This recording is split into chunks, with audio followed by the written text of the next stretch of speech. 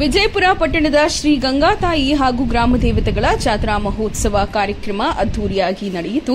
ವಿಜಯಪುರ ಪಟ್ಟಣದ ಗಂಗಾತಾಯಿ ದೇವಾಲಯ, ದುರ್ಗಾತಾಯಿ ದೇವಾಲಯ, ಸತ್ಯಮ್ಮತಾಯಿ, ಸಪ್ಲಮ್ಮತಾಯಿ, ಚೌಡೇಶ್ವರಿ ದೇವಿ ದೇವಾಲಯಗಳಲ್ಲಿ ಬೆಳಗುವ ಮೂಲಕ ಅದ್ದೂರಿಯಾಗಿ ಜಾತ್ರಾ ಮಹೋತ್ಸವವನ್ನು ವಿಜೃಂಭಣೆಯಿಂದ ಪಟ್ಟಣದ ಜನತೆ ಆಚರಿಸಿದರು.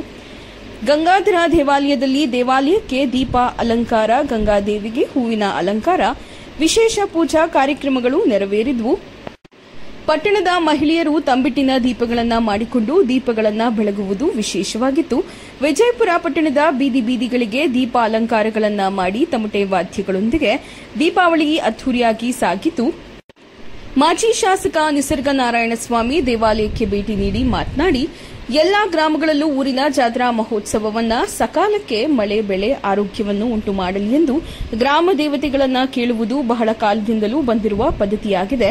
ಅಂದಿನಂತೆ ಇಂದಿನವರೆಗೂ ಪ್ರತಿ ವರ್ಷದಂತೆ ಈ ವರ್ಷವೂ ಸಹ ವಿಜಯಪುರ ಪಟ್ಟಣದ ಗ್ರಾಮ ದೇವತೆಗಳ ಜಾತ್ರಾ ಮಹೋತ್ಸವ ಅದ್ದೂರಿಯಾಗಿ ನಡೆಯುತ್ತಿದೆ.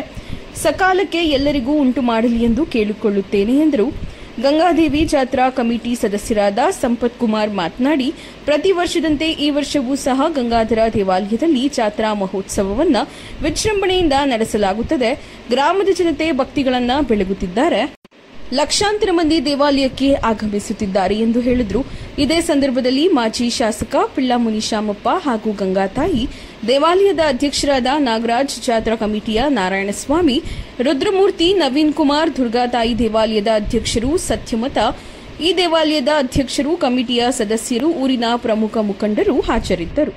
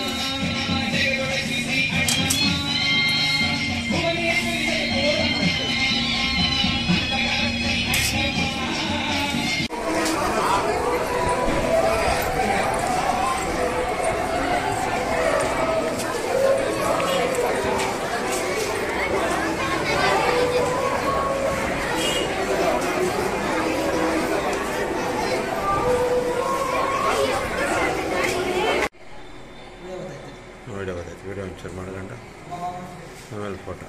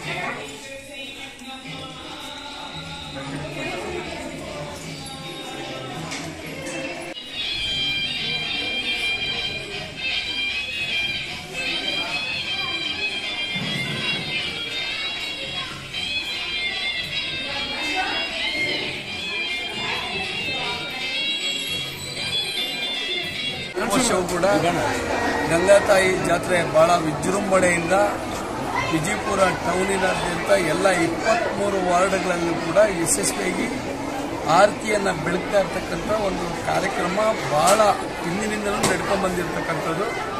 ಈ ಒಂದು ಕಾರ್ಯಕ್ರಮವನ್ನು ಇವತ್ತು ವಿಜಯಪುರ ಟೌನ್ನಲ್ಲಿರ್ತಕ್ಕಂಥ ಎಲ್ಲ 23 ವಾರ್ಡಿನ ನನ್ನ ತಂದೆ ತಾಯಿಗಳಿಗೆ, ಅಣ್ಣ ತಮ್ಮದ ಅಕ್ಕ ತಾಯಿಯರಿಗೆ ಆ ಗಂಗಾ ತಾಯಿ ದೇವಿಯ ಶುಭಾಶಯಗಳನ್ನು ಕೋರ್ತಾ ಪ್ರತಿಯೊಬ್ಬರಿಗೂ ಆರೋಗ್ಯ ಮತ್ತು ಐಶ್ವರ್ಯ ಎಲ್ಲ ಸಕಲ ಸೌಭಾಗ್ಯವನ್ನು ಕೊಟ್ಟು ಭಗವಂತ ಎಲ್ರಿಗೂ ಒಳ್ಳೇದು ಮಾಡಲಿ ಅಂತ ಆ ತಾಯಿ ಹತ್ರ ನಾನು ಕೋರ್ಕೊಳ್ತೇನೆ. ವಿಜಯಪುರ ಜನತೆಗೆ ಗಂಗಾ ತಾಯಿ 54ನೇ ವರ್ಷದ ದೀಪಾವಳಿಗಳು ನಡೀತಾ ಇದೆ. ಎಲ್ಲ ಜನಾಂಗ ಮಳೆ ಬೆಳೆ ಆಗಿ ಎಲ್ಲ ದೇವರೆಲ್ಲ ಒಳ್ಳೇದು ಮಾಡಲಿ ಕೇಳ್ಬೋದು. ಏನೇನು ಪೂಜೆ ಆಯ್ತು ಸರ್ ಬೆಳಗ್ಗೆಯಿಂದ? ಬೆಳಗ್ಗೆಯಿಂದ ನಮ್ಮ ಇದರೆಲ್ಲ ದೀಪೋತ್ಸವ ಕಾರ್ಯಕ್ರಮ ಇತ್ತು. ಮತ್ತು ಅದಾದ ನಂತರ ಈಗ ಬೆಳಗ್ಗೆ ಕಾರ್ಯಕ್ರಮ, ಮತ್ತು ಸಾಯಂಕಾಲದವರೆಗೂ ಬೆಳಗ್ಗೆ ಕಾರ್ಯಕ್ರಮ ನಡೀತಾ ಇದೆ. ಎಷ್ಟು ಜನ ಭಾಗವಹಿಸ್ಬೋದು ಸರ್? ಸುಮಾರು ಲಕ್ಷಾಂತರ ಜನ ಪ್ರಮುಖ ಜನ ಎಲ್ಲ ಸೇರಿ ಎಲ್ಲ ಜನ ನಿಮ್ಮ ಹೆಸರು? ಈ ಸಂಪರ್ಕ